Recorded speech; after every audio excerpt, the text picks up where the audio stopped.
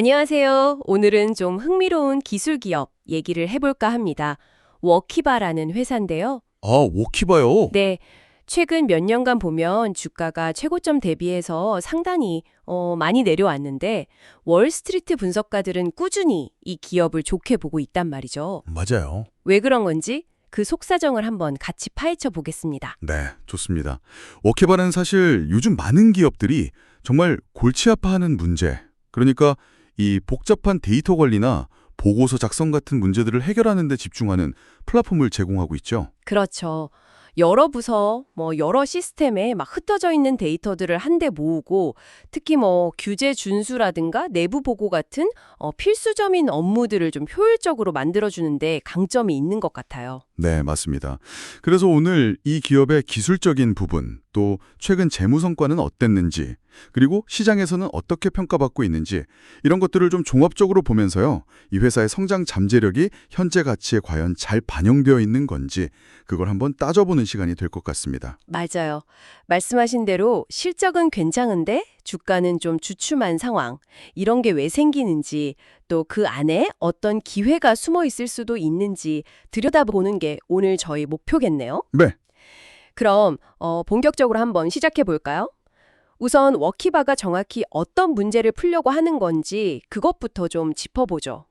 요즘 기업들, 특히 좀 규모가 큰 조직들은 직원들도 전 세계에 퍼져 있고 그렇죠. 사무실 근무, 재택근무 막 섞여서 하잖아요. 네, 하이브리드 근무도 많고요. 그러다 보니까 재무 데이터니 운용 데이터니 이런 중요한 정보들이 수십 개씩 되는 다른 소프트웨어나 시스템에 나뉘어서 저장되는 경우가 흔한 것 같아요. 바로 그겁니다.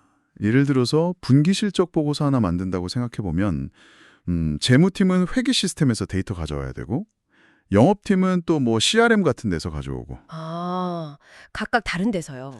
네, 또 다른 부서는 자체적으로 관리하는 스프레드시트에서 가져오고 이걸 일일이 사람이 손으로 취합하고 또 맞는지 검증하고 이러다 보면 시간도 엄청 걸리고 또 오류가 생길 가능성도 당연히 높아지죠. 그 과정이 정말 만만치 않겠네요. 네, 워키바는 바로 이런 뭐랄까 비효율성을 해결하려고 나온 플랫폼이라고 보시면 됩니다. 아, 그러니까 여기저기 흩어져 있는 조각들을 하나로 모아서 관리하고 좀 쓰기 편하게 만들어준다? 이런 거군요. 네, 맞습니다. 여러 종류의 클라우드 저장소나 오피스 같은 생산성 도구 아니면 ERP나 재무 관련 애플리케이션들하고 다 연동이 돼요. 그래서 관리자 입장에서는 필요한 모든 데이터를 그냥 한 곳에서 통합된 환경에서 확인하고 활용할 수 있게 지원하는 거죠.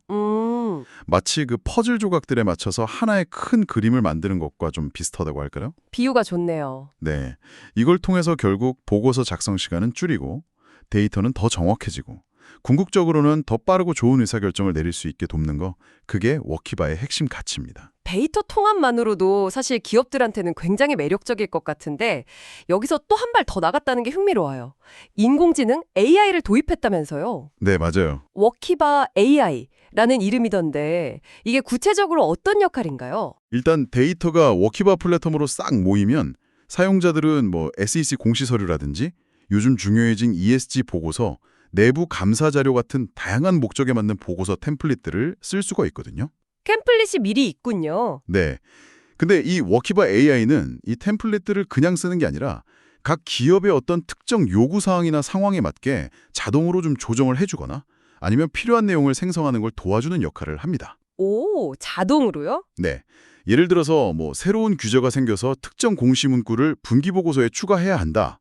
그러면 사용자가 그냥 간단하게 지시어, 그러니까 프롬프트를 입력하는 거예요. 네. 그러면 AI가 관련된 데이터를 싹 찾아서 그걸 바탕으로 초안을 그냥 빠르게 만들어주는 식이죠. 와, 그럼 사용자가 직접 그 프롬프트를 만들 수도 있고 아니면 자주 쓰는 것들은 좀 미리 만들어진 걸 골라서 쓸 수도 있는 건가요? 네, 맞습니다. 사용 편의성을 높이기 위한 그런 장치죠. 근데 여기서 진짜 중요한 점은 이 워키바 AI가 그냥 일반적인 챗봇 같은 그런 언어 모델하고는 좀 다르다는 거예요. 아, 어떻게 다른가요? 해당 기업이 그동안 워키바 플랫폼에 차곡차곡 쌓아온 과거 보고서들, 내부 문서들, 재무 데이터 같은 것들을 이미 다 학습한 상태에서 작동을 하거든요. 아하, 그러니까 우리 회사가 과거에 어떤 용어를 썼고 어떤 스타일로 보고서를 만들었고 뭘 중요하게 생각하는지 같은 그 맥락을 AI가 이미 알고 있다는 거네요. 정확합니다. 그렇기 때문에 사용자가 프롬프트를 딱 입력했을 때 훨씬 더 그 기업 상황에 딱 맞는 그런 결과물을 내놓을 수가 있는 거죠. 그건 정말 다르네요. 매번 배경 설명을 할 필요가 없으니까요. 그렇죠. 작업 효율성이 정말 크게 올라갑니다. 그리고 단순히 그냥 텍스트만 뚝딱 만들어내는 게 아니고요. 플랫폼 안에 있는 실제 데이터하고 연결돼서 작동해요. 데이터랑 연결이요. 네. 예를 들어 보고서 안에 있는 어떤 특정 수치가 업데이트됐다. 그러면 그 수치를 설명하는 텍스트 부분도 AI가 알아서 이 부분도 수정해야 하지 않을까요? 하고 제안을 해줄 수 있는 거죠. 와, 데이터하고 문서 사이의 일관성을 유지하는 데 아주 큰 도움이 됩니다. 이건 뭐 단순 자동화를 넘어서는데요. 진짜 데이터에 기반한 똑똑한 문서 작성 도우미, 뭐 비서 역할까지 하는 셈이네요. 네, 그렇죠. 자, 그럼 이런 기술력을 바탕으로 실제 경영 성과는 어땠는지 궁금해집니다. 2025년 3분기 실적이 상당히 좋았다고 들었어요. 네, 아주 긍정적인 결과가 나왔습니다. 3분기 총 매출이 2억 2,400만 달러를 기록했는데요. 이게 전년 같은 기간하고 비교했을 때 21% 증가한 수치입니다. 21%요? 와. 네.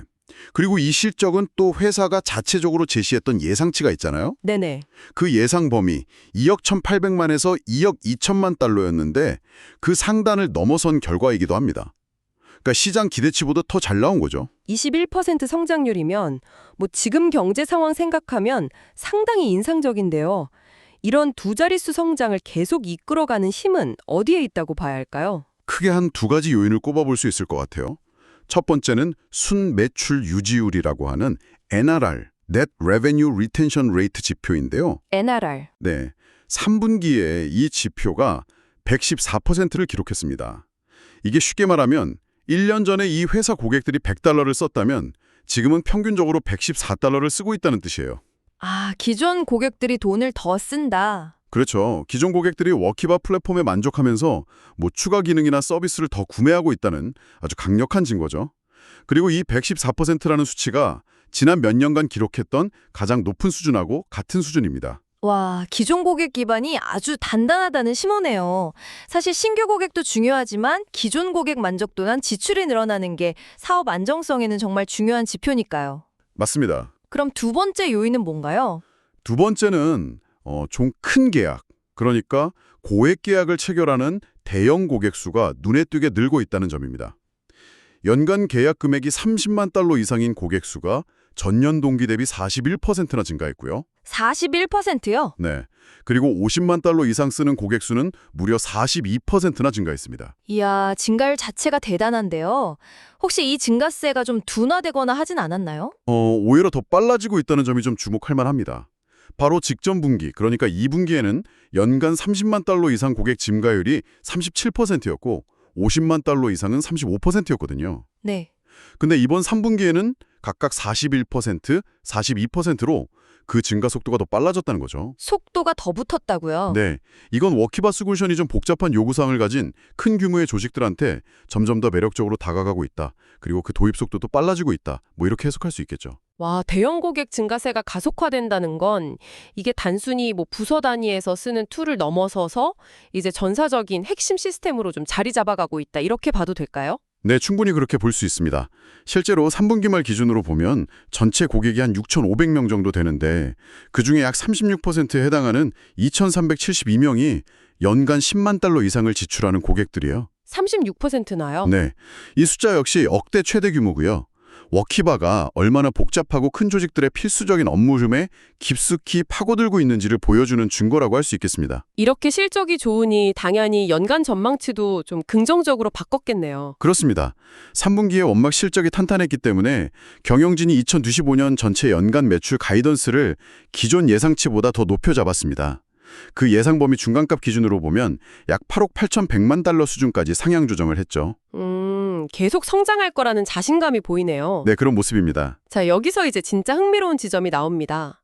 실적 성장세는 이렇게 뚜렷한데 주가는 아까 말씀드린 것처럼 2021년 최고점하고 비교하면 거의 반토막 수준, 48%나 하락해 있다는 거죠. 그렇죠.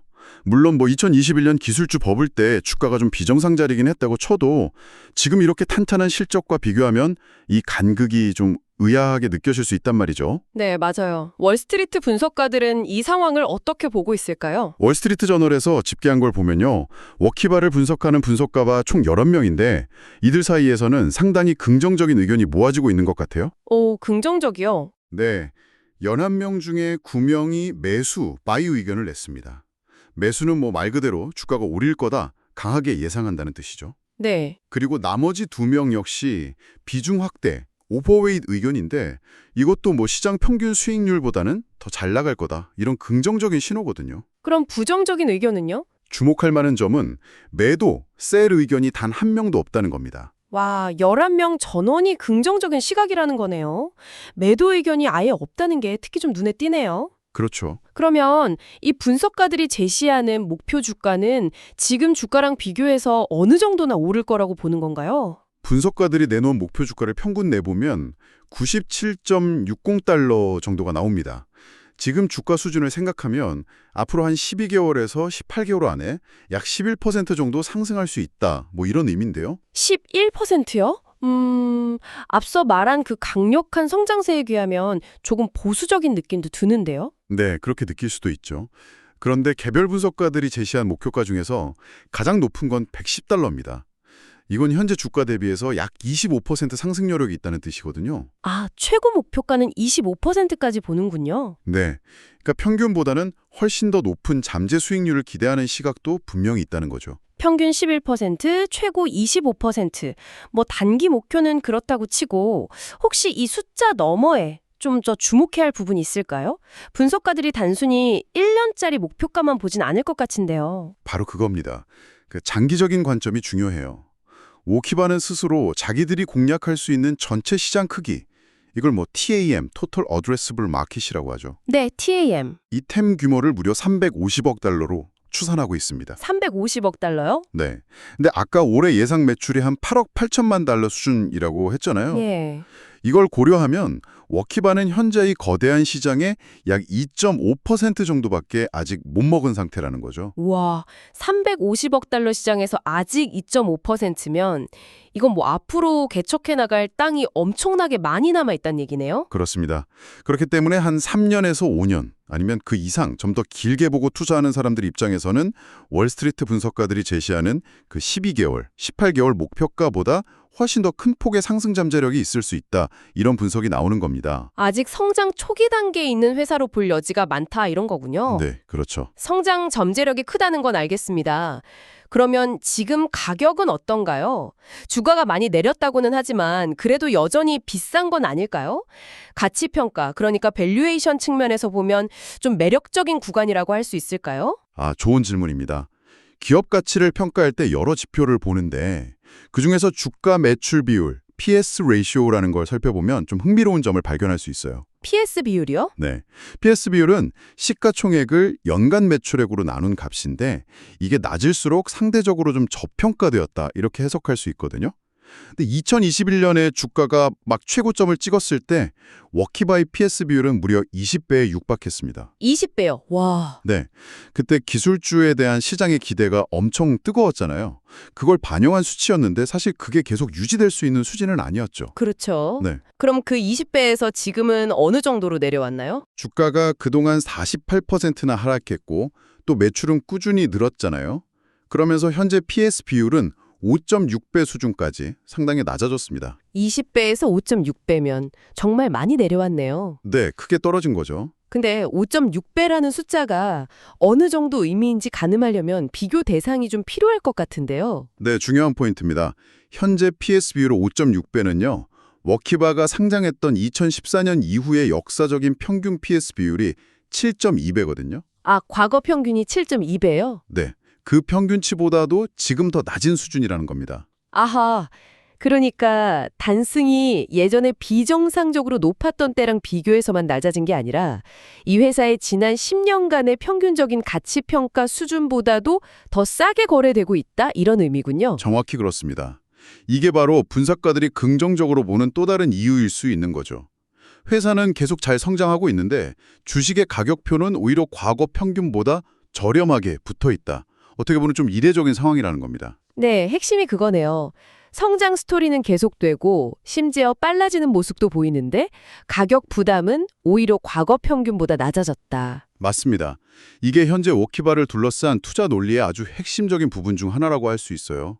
물론 미래 성장이 정말 예상대로 될지는 계속 지켜봐야겠지만 현재까지 나타난 지표들과 시장 평가 사이에 어떤 괴리가 존재하고 그게 투자 매력도를 높이는 요인이 되고 있다. 이렇게 볼 수 있는 거죠. 네, 종합해보면 워키바는 첫째, 복잡한 데이터 문제를 해결한다는 명확한 가치를 제공하고 있고 네. 둘째, AI를 통해서 플랫폼 경쟁력을 더 강화하고 있고 셋째, 기존 고객 유지율도 높고 특히 대형 고객 증가세가 빨라지고 있다는 견조한 성장 동력을 가지고 있고 그렇죠. 넷째, 350억 달러나 되는 아주 큰 잠재 시장이 있고 마지막으로 현재 밸류에이션이 역사적 평균보다도 매력적인 수준이다. 이런 긍정적인 요소들이 많네요. 네, 맞습니다. 강력한 성장 엔진, 아직 종복할 시장이 많이 남았다는 점, 그리고 과거 대비 합리적인 가격표, 이 세 가지가 잘 조화를 이루면서 월스트리트 분석가들의 거의 만장일치에 가까운 긍정적인 평가가 나오고 있는 배경이라고 딱 정리할 수 있겠습니다.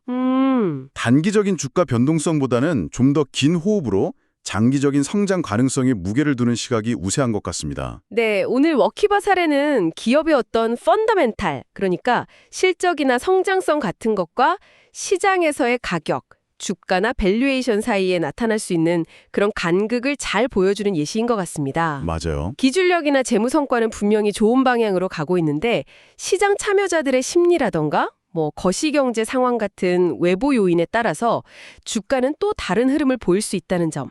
그리고 이런 상황에서 장기적인 관점으로 어떤 점들을 좀 분석하고 고려해야 하는지 생각해 볼 수 있는 유익한 시간이었던 것 같습니다. 여기서 한 걸음만 더 나아가서 이런 질문을 한번 던져볼 수도 있을 것 같아요. 워키바가 데이터 통합이랑 AI를 활용해서 기업 보고나 규제 준수 분야에서 효율성을 높이는 것처럼 혹시 다른 산업 분야, 예를 들면 공급망 관리라든지 아니면 신약 개발 같은 그런 영역에서도 비슷한 방식으로 이런 데이터 파편화 문제를 해결하고 AI를 접목하려는 시도들이 나타나고 있지는 않을까? 흥미로운 질문이네요. 네, 그리고 또 앞으로 점점 더 강화될 걸로 예상되는 ESG 공시 의무화 같은 그런 규제 환경의 변화가 워키바 같은 솔루션 제공 기업들한테 장기적으로 봤을 때 얼마나 큰 기회가 될 수 있을지 이런 걸 한번 가늠해보는 것도 꽤 재미있는 탐구가 될 것 같습니다. 네. 청취자 여러분께서도 이런 관점에서 한번 생각해 보시면 좋겠습니다.